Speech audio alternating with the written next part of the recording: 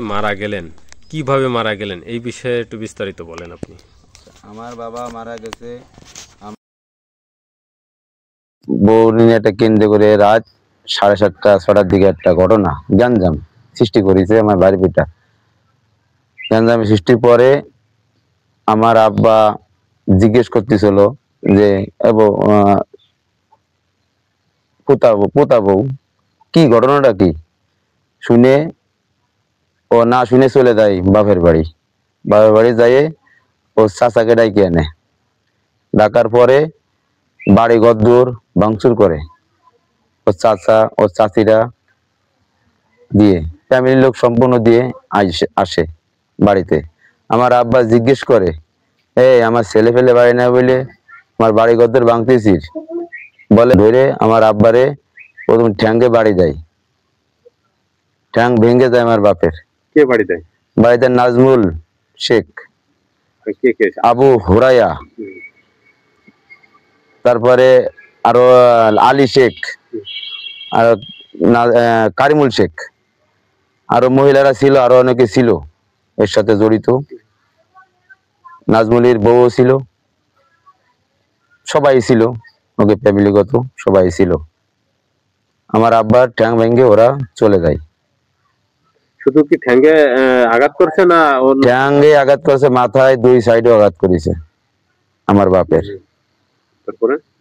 তারপরে চলে গেলি, আমি বাড়িতে ছিলাম, আমি শুনতে পাইরে আমি দৌড়ে যাই, দেখি ওরা মাইরে আমার আব্বারে ফেলাই দিয়ে চলে যাচ্ছে। তারপরে আমার আব্বারে ভ্যান নাই ডাইকে আইনে আমার বাপরে উঠলাম, উঠোই সান্দেশ্বর বাজারে ইঞ্জেকশন দিয়ে ডাইরেক্ট অ্যাম্বুলেন্সে 250 করে নিয়ে গেলাম খুলনায় যে চিকিৎসা। গত 25 তারিখে ঘটনা, রাত 8টা 7:30টার দিকে এরকম যাই আব্বারে নিয়ে যে ভর্তি করলাম। ভর্তি করে চিকিৎসা তো চলতেছে, চলার পরে মারা যায় আমার আব্বা। চিকিৎসা কাছে ঘরের ভিতর ছিল আমার আব্বা 2 দিন। ওই কি বলে এসওজি না কি বলে, ওই ঘরের ভিতর ছিল আমার আব্বা।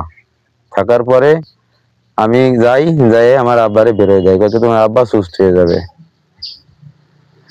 এই বলে ডাক্তারে বেরোয় দিলি। আমি বেডে নিয়ে শোয়াই, আমার আব্বা 2 তারিখে 1টার দিকে আমার আব্বা মারা যায়। হ্যাঁ, মামলা এর আগে আমি করেছি। এর আগে আমার আব্বা যেদিন ঠ্যাং ভাঙলো 25 তারিখে, আমার 30 তারিখে মামলা করেছি। আর দিন দেখছি যে ভালো হয় নেই, আমার আব্বা দুনিয়া ছেড়ে চলে গেছে। এখন আপনি কি চাচ্ছেন প্রশাসনের কাছে? আমি প্রশাসনের কাছে আমি এখন সুস্থ যে বিচারটা, আমার আব্বা বুড়ো মানুষ, 74 বছর 76 বছর বয়স, আমার আব্বা মরার এক পাও কবরে এক পাও জমিনে ছিল, আমার আব্বা মারা গেছে। এখন আমার প্রশাসনের একটাই অনুরোধ যে আমার বাপের সুস্থ বিচার আমি চাই, এইটুকুই আমার অনুরোধ প্রশাসনের কাছে। আপনার নামটা? আমার নাম মনিরুল ইসলাম, বাড়ি চান্দেশ্বর। আমার যে বাবা মারা গেছে তার নাম দেলমান মোল্লা। ধন্যবাদ। আসসালামু আলাইকুম ওয়া রাহমাতুল্লাহি ওয়া বারাকাতুহু। আমি মাওলানা মোহাম্মদ কারিমুল্লাহ। আমি নড়াইল জেলা সদর বুড়িখালী সরওয়ারনাহার মহিলা কওমিয়া মাদ্রাসার শিক্ষকতা করি। এই যে মূল যত ঝামেলা ঘটনা হচ্ছে, একমাত্র কেন্দ্র করে হচ্ছে, মূল কেন্দ্র হলগণ মেয়েকে যখন বিবাহ দিছি, এই মেয়েকে বিবাহ দেওয়ার পরের থেকে তারা চাচ্ছিল যে ছেলেতে যে টাকা পয়সা বাপের কাছ থেকে নিয়ে আসো, আমি জমির কিছু বন্ধক রাখবো। এই প্রথম দিক দিয়ে সূত্র শুরু হয়। তারপরে যে বলো যে আমি বিদেশে যাব, 2 লাখ টাকা নিয়ে আসো। এই টাকা যখন চাইছে, আমার মেয়ে তখন বলল যে আমার বাবা গরিব মানুষ, ইমামতি করে, সীমিত পয়সা বেতন পায়, এ দিয়ে আমাদের পারিবারিক সংসার চালানো ভারী কঠিন। আমার বাবা কি করে দেবে? আমার বাবা দেওয়ার সমর্থ না, আমি বলতে পারি না। এবং এই টাকা না দেওয়ার কারণে ঠিকভাবে তাকে অস্বাভাবিক নির্যাতন করে। এরকম বারবার আসে, মেয়ে কান্দে পড়ে, বাড়ি এসে বুঝে বুঝে পাঠাইয়া দিই। এরপরে বলে যে অবস্থা, বাপের বাড়ি যাচ্ছি, এই অবস্থা, বাপের কাছে টাকা আনলি না, পয়সা আনলি না, আইসির কেত্তি। শারীরিক এবং মানসিক ভাবে নির্যাতন এরকম চলতে থাকে একের পরে এক। তো এক পর্যায়ে যায় কোর্টে আশ্রয় নিয়ে, কোর্টের আশ্রয় নিতে বাধ্য হয়। এরপরে লিগালে যখন আমরা কেস দিছি, কেস দেওয়ার পরে গ্রামের লোকজন থেকে এক পর্যায়ে না আবার বাড়িতে নিয়ে আসছে, এটা আমরা মিটাই দিবানি, সেখান থেকে বলে আনছে। আনার পরে তাদের কথার ভাবে পাঠিয়ে দিয়ে এইভাবে 2 মাস সংসার চলে। এরপরে সেই কেন্দ্র করে আবার তাকে এরকম ভাবে বাড়িতে চলে আসে, পাঠিয়ে দেয়। হ্যাঁ, এই 2 মাসের ভিতরে আসা যা করে যে মা এত মানিজে থাকে না, এরকম বলতে তাহলে থাকে, তা তুমি যাও সবর করো, সংসার করো, মনে করা যাবে না। আসিয়া কষ্ট করেছে, হ্যাঁ, এরকম ভাবে কষ্ট করেছে, তার পরনে কাপড় ছিল না, এই ছিল না, ফিরাউনের ঘরে আসিয়া বসবাস করছে, তা তুমি একটু সবর করো, তার হয়তো ভালো হয়ে যাবে। যদি আমাকে পাঠাও, আমার কাছে এরকম চাই, এবং দাও কাশি সে না যা পায় হাতিয়ার তাই দিয়ে তারপরে তারে মারার হুমকি দেয়। এক পর্যায়ে একদিন দরজা আটকায় দিয়েছে, দরজা ভাঙিয়ে বারোয় চলে আসে, দরজা ঠেলে তাকে কি হয়েছে অবস্থা, দৌড়ে চলে আসে, চিৎকার করতে করতে কি ব্যাপার, এরকম ভাবে আমাকে দাও দিয়ে কোপাতে গেছে এবং আঘাতও খাইছে সে বিষয় নিয়ে। তারপরও পাঠাইছে। এরকম শারীরিক মানসিক ভাবে নির্যাতন চলতে তালে থাকে। এক পর্যায়ে যায় মাতুব্বারা সালিশ করে দেওয়ার পরেই ঘটনা, এক পর্যায়ে যায় আবার সেই কেস আমি কোর্টে দিয়ে দিই, কেস দিয়ে দিই। এই সূত্র অলগন মেন এইটাকে কেন্দ্র করে এই গ্যাঞ্জাম শুরু হয়। এই গ্যাঞ্জামটা কবে শুরু হলো? এই গ্যাঞ্জামটা শুরু হচ্ছে 25 তারিখ। আমি নড়াল থেকে জানতে পারি, মাদ্রাসা থেকে রাত 8:30টার সময় আমার কাছে কল গেছে, যেদিনকার এই গ্যাঞ্জামটা সৃষ্টি হয়। কবে? এটা হলো 25 তারিখ, 25/8/25 এই তারিখে এই গ্যাঞ্জামটা শুরু হয়। আমি ঈশান নামাজ পড়েও যখন বেরোচ্ছি রাত 8:30টার পর, আমি মসজিদে নামাজ পড়ে বেরোই। কোন জায়গায়? এটা আমার মাদ্রাসার পাশে মসজিদ। মাদ্রাসা কোথায়? মাদ্রাসা বুড়িখালী সদরের ভিতরে। মানে যখন আপনার বাড়ি এই ঝামেলাটা হয় তখন আপনি নড়াইল সদরে ছিলাম।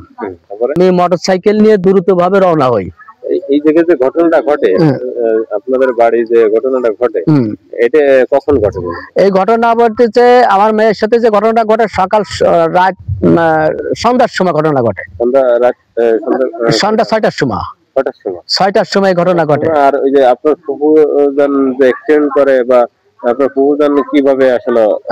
আচ্ছা, 6টার সময় ঘটনা ঘটে। হ্যাঁ, ওই 6টার সময় ঘটনা ঘটার পরে জামাই বাড়িতে ছিল না, বা আমার যখন বাজারে আগ বেছে, কিন্তু ওই সময় তার আমাদের বাড়িতে আগ বাসে। এরপরে ওই জামাই যখন আগ বেচতেছে, আমার ছোট ভাইরা, আমার ভাইপো এবং আর একজন তাকে উদ্ধার করে নেয়। উদ্ধার করে যখন নিতে আসে, এর আগে আমার ছোট বোন, ছোট মেয়ে এবং আমার মেজো মেয়ে ওদের বাড়িতে ছিল। ওদের বাড়িতে থাকাকালীন ওই সময় ওই ছেলের চাচা এবং ছেলের চাচি ওই মেয়ের সাথে কথা কাটাকাটি করছিল। তখন এক পর্যায়ে মেয়ে দুটিকে বলতেছে কি, ওই মেয়ের চাচা যে তোরা বাড়ি যা।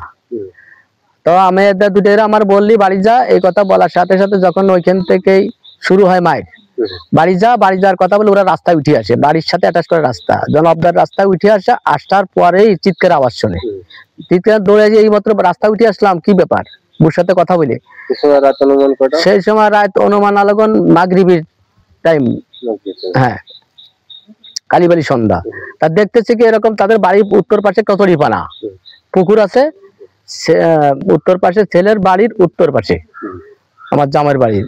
আর ওই যে নিয়ে যাচ্ছে টেনে মনিরুল আর মনিরুলের স্ত্রী চুলির মুঠা ধরে এবং কোলের 9 মাসে বাচ্চাকে চেলে ফেলা দেয়। চুলির মুঠা ধরে নিয়ে যাচ্ছে যখন, তারে কচুরিপানার দিকে যে পুঁতে দিয়ে মেরিয়ে ফেলাবো। তখন আমার 2 মেয়ের দৌড়ে যায় বোনকে উদ্ধার করার জন্য, এবং বোনকে ঠেলে ওই 2 মেয়েকে ঠেলাতে ফেলাই দেয়। ও ঠেলাতে ফেলাই দিলে ছোট ওরা দৌড়ে চলে আসে বাড়িতে কাছে বোনকে মেরে ফেলালো। হ্যাঁ, কে মনিরুল আর মনিরুলের স্ত্রী কবিতা। আর ওর চাচি মানে মেয়ের শাউরি ছিল, চাচা ছিল, তারা কিছু মেয়ের শাউরি এবং মেয়ের শ্বশুর তারা ছিল, তারা কোনো কথা বলতেছে না। হ্যাঁ, এরকম ভাবে হচ্ছে তারা ঠিয়াই না, মেয়েটারে মেরে ফেলাচ্ছি, মেয়েটারে মেরে ফেলাবি, মেয়েটারে মেরে ফেলাবি, এই কথা বলতেছে। তা এই কথা বলার পরে আমার ভাই, আমার বোন মেয়ে দুইটে দৌড় দিয়ে বাড়ি গেছে যে বোনকে মেরে ফেলালো। তখন ওই আমার ভাইপো এবং আমার ছোট ভাই, আমার ভাইয়াটা, এরা তিনজনই দৌড়ে আসে ওইখান থেকে হাতে তাদের থেকে চিনে নেয়, চিনে নিয়ে কিছু না বলে ও আসে এখন বাড়িতে না এসে ও ওইখান থেকে চিনে নিয়ে ডাইরেক্ট সরাসরি চলে যায় বাজারে। বাজারে আমার জামাই রয়েছে, আগ বেচতেছে, সে জায়গা যায়। সেই জায়গা যাওয়ার পরে আমার জামাইয়ের কাছে দেখা হয় তাকে যে অবস্থা, আর মাতুব্বাড়িকেও বলছে যে এই পরিস্থিতি করবে, আপনারা বিচার করলেন, আর তারপরে এরকম ভাবে অমানসিক ভাবে এরকম নির্যাতন, শারীরিক নির্যাতন এরকম করবে, আপনারা ই করে দিলেন, আবার শুরু হয়েছে। তখন মাতুব্বাড়িকে কথা বলে আসছে, এর মধ্যে ওই জামাই বলতেছে ঠিক আছে আপনারা বাড়ি যান, আমি সঠিক বিচার দেবো, বাড়িতে যাই দিবানি আপনাদের। তা সন্ধ্যার সময় ঘটনা ঘটে, আমার মেয়ে আমার বাড়িতে আমার ভাইরা নিয়ে যায়। এরপরে যাইয়ে ওই জামাই আমার রাত আনুমানিক 8টার সময় সে বাড়ি যায়, এরপর ঘন্টা খানেক পরে, এবং ঘন্টা খানেক পরে যখন বাড়ি যায় ওই সময়ই বাড়িতে যাওয়ার পরে যখন জিজ্ঞেস করি যে আমার স্ত্রীকে কেন মারা হলো, তার বাপ মার কাছে জিজ্ঞেস করছে চাচি কেন মারলো, আর এরকম ভাবে তাকে চুল ধরে টানা হেঁচড়া করে, গায়ে কাদা মাটি ভরা এই পরিস্থিতি দেখলাম যে তার এরকম করা হয়েছে, তোমরা কি শুরু করেছো, এই বলার সাথে সাথে বলতেছে যে শ্বশুর শাশুড়ি পক্ষ নেছো। তাই বলেই মোটামুটি ওরা ছেলের বাপ, ছেলের চাচা, ছেলের মা এবং ছেলের চাচি, এরা বেধড়ক মায়ের পিঠ শুরু করে, এবং সাথে ছিল ছোট ভাই রাকিব, আমার জামাইকে বেধড়ক মায়ের শুরু করে দেয়। মায়ের শুরু করে দিলি এক পর্যায়ে যায় আপনার জামাই যে যৌতুকের কথাটা বললেন, মানে আপনার জামাই যৌতুক চাই না আপনার জামাইরে দিয়ে আপনার বিয়েই চাওয়া? বলেন। আমার জামাই চাই, মেন জামাই চাই, এবং সেতে আমার চাচা ছেলের বাবা, জামাইয়ের বাবা, সেও বলে যে কত মানুষ বিয়ে করতে টাকা দিয়ে বড় কাছে নিয়ে মায়ের বিয়ে আনছি, মায়ের হিসেবে টাকা পয়সা দেবেন, আন দেবেন ত্যান দেবেন, এরকম ভাবে তার মানে বিভিন্ন ভাবে তার ই করে যে টাকা নিয়ে পয়সা নেয়, টাকা লাই হবে লাই অপমান করে। শেষ পর্যায়ে সে বাধ্য হয়। তা এই পর্যায়ে যায়, শেষ পর্যায়ে যায় এই ওই যে রাত 8টার সময় জামাই বাড়ি যায়, যখন ওই সময় যখন তাকে মারধর করে, ওই সময় নাকি সেই আমার সেই মানে ছেলের সেই দাদার বাড়ি এলো রাস্তার দক্ষিণ পাশে, এবং ছেলের বাড়ি ছেলেকে মারতেছে রাস্তার উত্তর পাশে, বাড়ির পিছনে, মানে রাস্তার উত্তর রাস্তার গায়ে নিচে। যখন এই মারধর করে ওই মুরব্বী ওই সময় রাস্তার দক্ষিণ পাশে তো ওভারটেক করে যখন বলছে যে তুই তাকে মারতেছিস এভাবে কিভাবে মারতেছিস, এই তখন উনি ওই রাস্তার এই সাইডে আসতে গেছে, ওই সময়টা ইজি বাইক এসে অজ্ঞত ভাবে তাকে আঘাত করে চলে যায়। পালাই যখন যায় ওই সময় মানুষ চিৎকার দৌড়ে ছুটাছুটি করছিল, ওই সময় আমার বাড়িতে পাশাপাশি বাড়ি তো, তা আমার ছোট ভাই বলতেছে অবস্থা কি হয়েছে রে, তা কাছে কি মোল্লারে ইজি বাইকে নাকি অ্যাক্সিডেন্ট করেছে, কইলে ইজি বাইক পালাই চলে গেছে। তা কোন দিক গেছে, তার কাছে বাজারের দিক গেছে, তখন ও দৌড় দিয়ে শুরু করে বাজারের দিক চলে গেছে। বাজারে যখন ইজি বাইক খোঁজাখুঁজি করে, তো কোন মাসে জিজ্ঞেস করছে গাড়ি আছে কিনা, এই অবস্থা গেল কোন এই মাত্র একটা গাড়ি আছে, এরকম অ্যাক্সিডেন্ট করে আসছে। এর মধ্যে দিয়ে ওই জামাইয়ের দাদারে যে অ্যাক্সিডেন্ট করেছে ওনাকে নিয়ে যায় এখন বাজারে গ্রাম্য ডাক্তার দেখাতে। তা ওই সময় আমার ভাইপো ভাইয়ের পিঠা যখন সামনে পড়ে, এবং তারা এলোপাতাড়ি ভাবে বেধড়ক মায়ের শুরু, তাদের পরে মায়ের পিঠ শুরু করে, যেহেতু ইজবেক খুঁজতে গেছে এই সময় তাকে ফাঁকা পেয়ে মারিছে। মায়ের আশেপাশের লোক এক সাইডে মারিছে, আশেপাশের লোক জাপের লাঠি, বেতের আঘাত, বেতের লাঠিতে বড় হয়েছে। এখন সে জমিনে লুটে পড়ে, মানুষ আসছে ছুটে, তাহলে মাথায় বাড়ি, যে বাড়ি আঠুতি বাড়ি, এরকম ভাবে বিভিন্ন ভাবে বাড়ি, ভাইপো বাড়া হয়েছে, পড়ে গেছে, পড়ে গেলে মোটামুটি সে অজ্ঞানে পড়ে যায়, তখন মানুষ এসে উদ্ধার করে চেঁচামেচির আওয়াজ শুনে। যাকে এক পর্যায়ে যায় আমার যে মেয়ে, আমি শুনের পরে আমি বাড়িতে যখন আসলাম, এই যে মারলো এই বিষয়ে কি থানায় কি কোনো মামলা অভিযোগ করছে নাকি? হ্যাঁ, যখন এই অবস্থা হলো, এই অবস্থা হওয়ার সাথে সাথে আমি তো ওই রাত্রি আমার ওই বাড়িতে আসি, যখন যখন দেখলাম যে ওই বাড়িতে চৌকিদার রয়েছে, প্লাস আরো গণ্যমান রয়েছে আমার এক বাইক মানে রাসেল ইজি বাইক চালায় গাড়ি, সেও আমাদের বাড়ি। সে সময় রাত, সে সময় আমি আসলেন আপনার এলাকায় আসলেন তখন আনুমানিক রাত 10টা বাজে। এসে কি দেখতে? এসে দেখতে পারলাম যে চকিদার বাড়ি বসা, মানুষজন ভিড় ভিড়। তখন যে চিৎকারের আওয়াজ হচ্ছে, আমার স্ত্রী কাঁদতেছে, যে চকিদার বলতে জলদি করে তার কি দেখি অবস্থা, মেয়েটা বমি করতেছিল। তারপরে কাছে জলদি করে ট্রিটমেন্টের ব্যবস্থায় যাও, কি হবে কি না হবে। তখন চকিদার আমার কথা বললি, আমি সাথে সাথে তাকে নিয়ে যা, আগে ট্রিটমেন্টের ব্যবস্থা করি, কি হয়েছে কেন হয়েছে পরে ট্রিটমেন্টের ব্যবস্থা করি। তো এই এলাকার অবস্থা, সেই জ্ঞানজামকে এই কেন্দ্র করে, ওই অ্যাক্সিডেন্টকে কেন্দ্র করে, এই গাড়িতে ইজি বাইতে অ্যাক্সিডেন্ট করেছে। এই অ্যাক্সিডেন্টটা গ্রামের মানুষের কাছে, যেহেতু তারা ক্ষমতাশীল, পাওয়ারশীল, বংশে বেশি, এই জন্যই যে ভয়তে বলতে চাচ্ছে না, এখন মানুষ মুখ খুলতে চায় না, যে এই কথা যদি বলি তাহলে কিন্তু আমাদের পরে বিপদ আসবে, চাপ আসবে, মানুষ জিম্মি হয়ে রয়েছে, যার কারণে কেউ মুখ খুলতে পারে আমাদের পরে কেউ আঘাত করে কিনা। তো আপনারা মূল তথ্য মেন এই অবস্থা, আমাদের পরে এই ইজি ভাইকে যে অ্যাক্সিডেন্টটা করেছে মুরব্বীর, এই জিনিসটা আমাদের পরে চাপাই দেওয়ার চেষ্টা করতেছে এবং বিভিন্নভাবে হয়রানি। যখন আমি জানতে পারলাম, তার পরের দিন আমি আইসে নড়াগাতি থানায় আমি একটা অভিযোগ করি।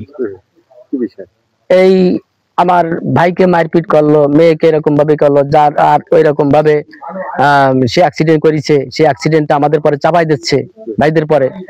হ্যাঁ, যেহেতু আমি বাড়ি ছিলাম না, যেহেতু ঘটনাস্থলে যা শুনতে পারিছি, আমার কাছে মোবাইল করে বলতেছি এই ঘটনা, যে তারা নিয়ে গেছে, কেস করবে, আন করবে, তান করবে। তখন আমি যে একটা অভিযোগ জানাই